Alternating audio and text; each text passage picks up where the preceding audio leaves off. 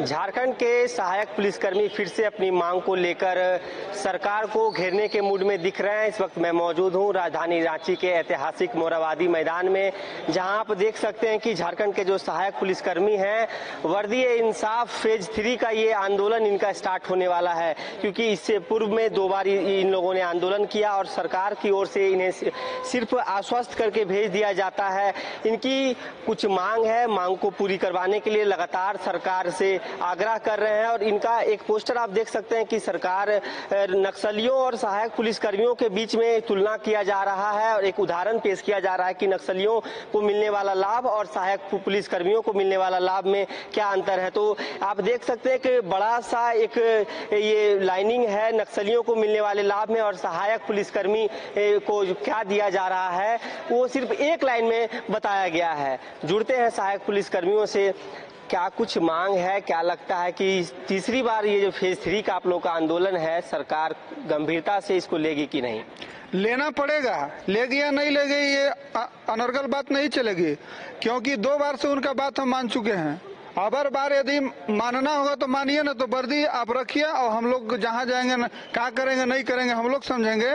लेकिन झूठ बोलना, गुमराह करना, वो गांव ग्रामीण के बच्चों को शोषण करना आप बंद कर दीजिए, क्योंकि इतना शोषणकारी है। गिरिमिटिया मजदूर का इतिहास से भी एकदम खतरनाक शोषण किया जा रहा है। 24 घंटा ड्यूटी, न खाना, न भोजन, न कपड़ा, न लाता, न वर्दी, न जूता। ये कौन प्रकार के पुलिस बनाया है, समझ से परे है। कौन इसका रचनाकार था, कौन वो यूनिवर्सिटी में पढ़ा था, ये तो कहना मुश्किल है।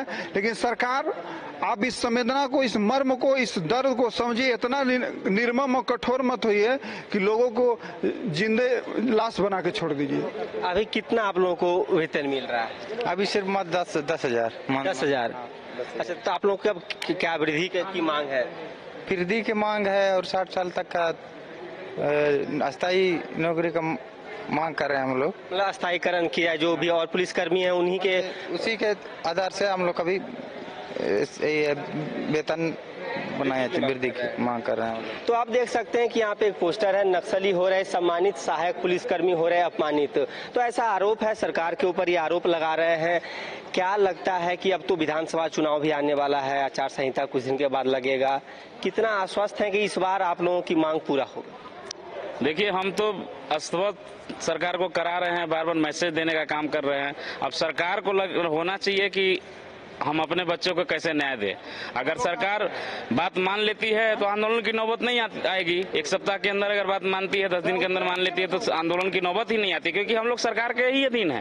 क्योंकि हम अगर पुलिसकर्मी है तो हम सरकार के ही शेड्यूल से ही काम करते हैं। लेकिन अगर नहीं सुनता है सरकार हमारी बातों को, जिस तरह से 2 बार से इग्नोर किया जा रहा है, तीसरा आंदोलन की बात हो रही है। 2 आंदोलन यही सरकार के पेयजल मंत्री और तत्कालीन विधायक बंधु तिर्की दोनों बार में आए थे और आश्वस्त करके 60 दिन के अंदर लिखित प्रस्तुति पत्र पर लिख कर दिए हैं कि 60 दिन के अंदर आपकी हर एक मांग को मान लिया जाएगा। तो हर एक चीज को मैं कह करके और बात को फिर टाल देना, झूठा वादा करना, ये सरासर गलत है। और हर एक चीज में संशोधन, विधायक का वेतन बढ़ने में संशोधन, मंत्री का वेतन बढ़ने में संशोधन, होमगार्ड के नियमावली में संशोधन और कर्मी का जेएसएससी जेपीएससी में संशोधन, तो सहायक पुलिस नियमावली में संशोधन आखिर क्यों नहीं? हम तो आपका सेवा दे रहे हैं ना 5 साल से, 7 साल से, 7 साल से आपका यहाँ कार्यरत है, हम काम कर रहे हैं।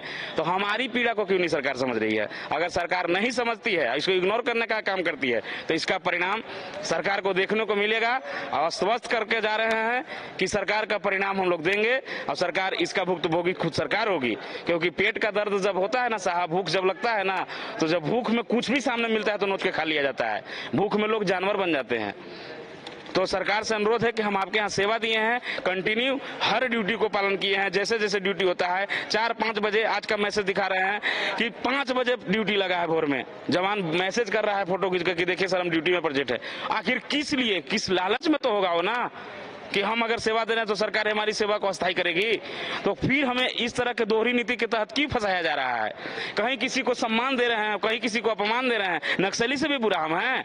एक नक्सली जो जंगल पहाड़ में पूरा समाज को दूषित करता है, पूरा समाज को बर्बाद करने का काम कर रहा है, उसको आप नक्सली पॉलिसी से आप उसको सम्मान देकर के रांची ऐसे शहर में बसा रहे हैं, उसका बाल बच्चा को पढ़ाने का, और हम सरकार के अंडर में काम कर रहे हैं तो हमको बस आप दुत्कार रहे हैं। 10,000 में हम चल जी लेंगे? 7 साल से महंगाई कहाँ है साहब? 7 साल पहले 2017 में क्या महंगाई थी और अभी क्या महंगाई है, इसका सरकार बैठ के खुद मंत्री लोग आकलन कर रहे और इसका जवाब अपने अंदर आत्मा से ढूंढ रहे और फिर हम लोग का समाधान निकाल ले। मैं ही करना चाहूंगा। तो क्या लगता है कि चंपई सोरेन के कार्यकाल अब तो समाप्ति होने वाले हैं, विधानसभा चुनाव होगा, आप लोग मोरवादी मैदान में यहाँ से ज्यादा दूरी नहीं है मुख्यमंत्री जी का आवास, कुछ बातचीत हुई है अभी तक? बातचीत करने के लिए हम लोग बहुत प्रयास किए, बहुत बार मिले भी, उनके तरफ से भी आश्वासन मिला कि जो भी आप लोग का मांग है वो पूरा कर दिया जाएगा, लेकिन अभी तक बस झूठ का वादा उनसे दोबारा किया गया और हम लोग उसका झूठा वादा और हम लोग सुनते रहे। अब सरकार से यही कहना है कि बस 1 सप्ताह का सरकार को अल्टीमेटम दे रहे हैं। सरकार अगर हमारी बातों का अगर मान लेती है तो ठीक है, नहीं मानती है तो मेरा 27 के बाद 28-29 काला बिजला रहेगा, 30 के मेरा सामूहिक अवकाश रहेगा जिला में, और 1 तारीख को यही रांची मोरवादी मैदान में करो या मारो का नारा लेके और यहाँ पे हम लोग बैठेंगे। और सीएम आवास को ज्यादा दूरी है नहीं, अगर सीएम आवास घेरने का नौबत आ जाएगा तो हम लोग सीएम आवास भी घेर देंगे। कितना प्रशासन में हिम्मत होगा सब हमको रोक के दिखा देंगे। तो ये देखिए, सरकार को एक खुला अल्टीमेटम सहायक पुलिस कर्मियों के द्वारा दिया जा रहा है कि सरकार जल्द से जल्द हमारी मांगों को यदि पूरा नहीं करती है तो हमारे जो भारी तादाद में मोरवादी मैदान पहुंचेंगे और मुख्यमंत्री आवास का घेराव भी करेंगे। इसके साथ ही अब साफ तौर पे जो सहायक पुलिसकर्मी है उनका कहना है कि विधानसभा चुनाव भी आने वाले हैं और मुख्यमंत्री का वेतन वृद्धि होता है, विधायकों का वेतन वृद्धि होता है, तो सहायक पुलिसकर्मियों के साथ इस प्रकार का अनदेखा व्यवहार क्यों किया जा रहा है? अब देखना यह दिलचस्प होगा कि विधानसभा चुनाव से पहले क्या सहायक पुलिसकर्मी का ये जो फेज 3 का आंदोलन है, इस आंदोलन के बाद या इस आंदोलन के पहले इनकी मांगों को पूरा किया जाता है कि नहीं। फिलहाल इस खबर में इतना ही। अपने सहयोगी नूतन के साथ सौरभ सिंह, न्यूज़ बाइस्कोप, रांची।